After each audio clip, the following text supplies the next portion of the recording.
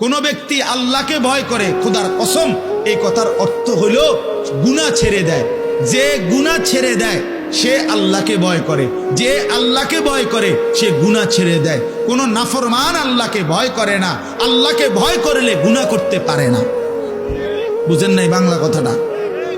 এটা কাগজের এই পিঠ ও পিঠ, কাগজের এই পিঠ ওই পিঠ। এই পিঠে যদি লেখা আছে আল্লাহর ভয়, তো ওই পিঠে লেখা থাকবে গুনাহ বর্জন। যে গুনাহ ছেড়ে দেয় সে অটোমেটিকলি আল্লাহকে ভয় করে, যে আল্লাহকে ভয় করে সে গুনাহ বর্জন করে। এই জন্য তাকওয়ার অর্থ আল্লাহর ভয়, এটার প্রথম অর্থ হইল গুনাহ বর্জন।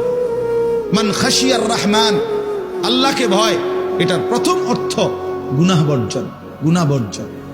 আমার শায়েখ আল্লামা মুফতি মুশতাকুর নবী সাহেব সব সময় চিল্লায় মাহফিলে, অনেক সময় হাজারি করে বলে যে বাপ, গুনাহ আগুন, গুনাহ আগুন, গুনাহ আগুন।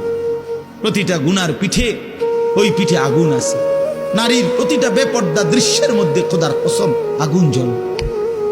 ওই সিনেমার নর্তকীর শরীরে আগুন জ্বলে, ওই নায়িকার শরীরে আগুন জ্বলে, মোবাইলের ওই অস্থির ছবির মধ্যে আগুন জ্বলে, মদের আড্ডায় আগুন জ্বলে, জুয়ার আড্ডায় আগুন জ্বলে, সুদের টাকায় আগুন জ্বলে, ঘুষের টাকায় আগুন জ্বলে, বেপর্দা নারীর শরীরে আগুন জ্বলে। ওইটা রূপ না, ওটা আগুন, ওটা জাহান্নাম, ওটা জাহান্নাম। আল্লাহ তাআলা বলেন ইন্নাল্লাযীনা ইয়াখশাউনা রাব্বাহুম বিল গায়ব।